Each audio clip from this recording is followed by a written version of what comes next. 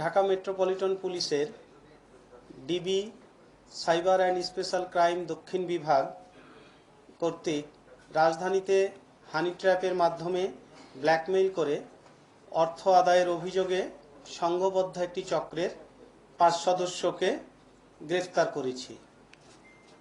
গ্রেফতারকৃতরা হল মোহাম্মদ আনোয়ার হোসেন, বদিউজ্জামান শাহিন, মরিয়ম, শাহাদাত হোসেন, উর্মি বেগম। প্রিয় সাংবাদিকবৃন্দ, একটি বেসরকারি আর্থিক প্রতিষ্ঠানের একজন ঋণ বিতরণকারী কর্মকর্তা 15 এপ্রিল 2026 তারিখে ঋণ সংক্রান্ত কাজে রাজধানীর রামপুরা থানাধীন দক্ষিণ বনশ্রীর একটি মার্কেটে গেলে এক নারীর সাথে সেখানে তার পরিচয় হয়। সেই নারী ঋণ গ্রহণে আগ্রহী বলে তার কাছে নিজের পরিচয় দেয় এবং এই ভুক্তভোগীর কাছ থেকে তার একটা ভিজিটিং কার্ড নেয়। পরবর্তীতে এই ভুক্তভোগীর সাথে ওই নারীর বেশ কিছুদিন মোবাইল ফোনে নিয়মিত কথা হতো এবং তাদের মধ্যে কথা বলতে বলতে একটা ঘনিষ্ঠ সম্পর্ক গড়ে ওঠে। পরে সেই নারী প্রস্তাব দেয় বনশ্রীর ইউনিটি হাসপাতালের সামনে দেখা করার জন্য। তো নির্ধারিত দিনে নির্ধারিত স্থানে পৌঁছানোর পর অন্য এক নারী এই ভুক্তভোগীকে রিসিভ করে এবং রিক্সাযোগে বিভিন্ন গলি অতিক্রম করে খিলগাঁও থানাধীন একটা ফ্ল্যাটে নিয়ে যায়।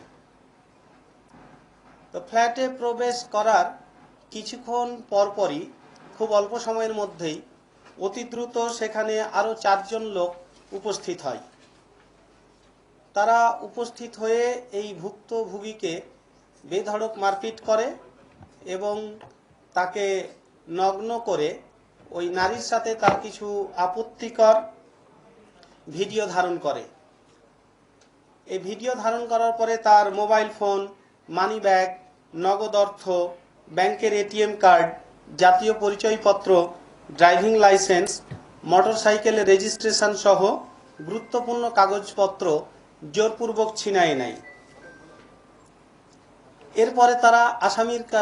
এরপরে আসামিরা ভুক্তভোগীর কাছে 3 লাখ টাকা চাঁদা দাবি করে এবং তার ব্যাংক হিসাব থেকে বিকাশ এবং উপায় অ্যাপ্লিকেশনের মাধ্যমে মোট 1,10,000 টাকা আত্মসাৎ করে।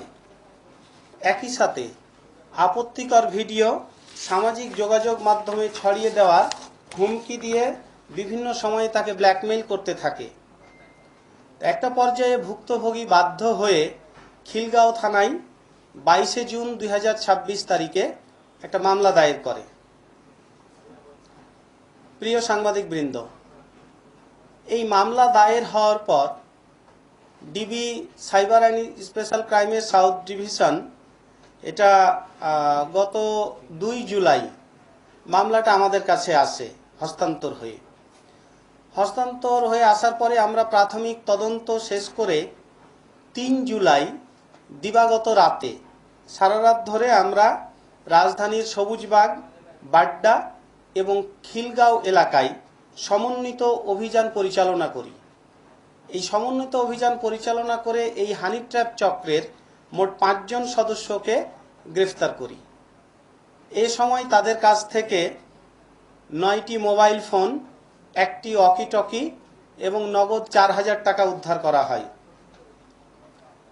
তো আমরা তাদের কাছ থেকে এই জব্দকৃত ডিভাইসগুলো পর্যালোচনা করে প্রাথমিক তদন্তে যেটা পেয়েছি যে এই চক্রটা একই কৌশলে একাধিক ব্যক্তিকে ফাঁদে ফেলে নির্যাতন এবং আপত্তিকর ছবি ও ভিডিও ধারণ করে।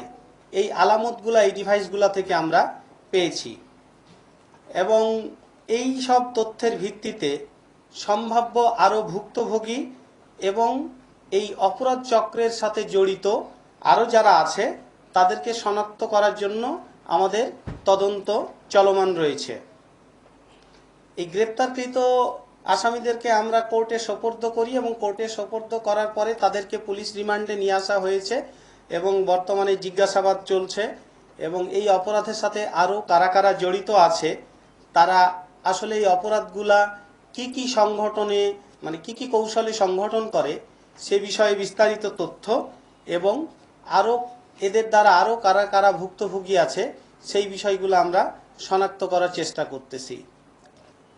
তো দেশবাসীর কাছে আমাদের অনুরোধ যে এই ধরনের অপরিচিত ব্যক্তির সাথে বা অপরিচিত নারীর সাথে পরিচয় হয়ে যোগাযোগ স্থাপনের সময় সর্বোচ্চ সতর্কতা অবলম্বন করতে, সচেতনতা অবলম্বন করতে এবং কেউ যদি এই ধরনের ভুক্তভোগীর শিকার হয় তাহলে তারা সাথে সাথে যেন আইন শৃঙ্খলা বাহিনীর কাছে এটা অবহিত করে, পুলিশের কাছে অবহিত করে। আমাদের কাজের একটা অভিজ্ঞতা থেকে আমরা দেখেছি যে ভুক্তভোগীরা সামাজিক কারণে এবং নিজেদের আত্মসম্মানের কারণে এই ভিক্টিমাইজ হওয়ার পরেও তারা পুলিশের কাছে যেতে চায় না।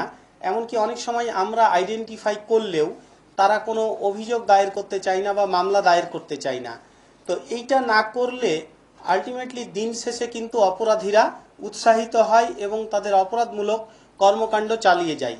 এজন্য আমার মেসেজ হলো যে সর্বোচ্চ সচেতন থাকার জন্য অপরিচিত লোকের সাথে মোবাইল ফোনে বা সোশ্যাল মিডিয়াতে বা অন্য কোনোভাবে পরিচয় সূত্র ধরে ফ্ল্যাটে বা অন্য কোথাও যাওয়া এবং কেউ কোনোভাবে যদি ভিক্টিমাইজ হয়ে যায় সাথে সাথে পুলিশকে ইনফর্ম করা। সবাইকে ধন্যবাদ।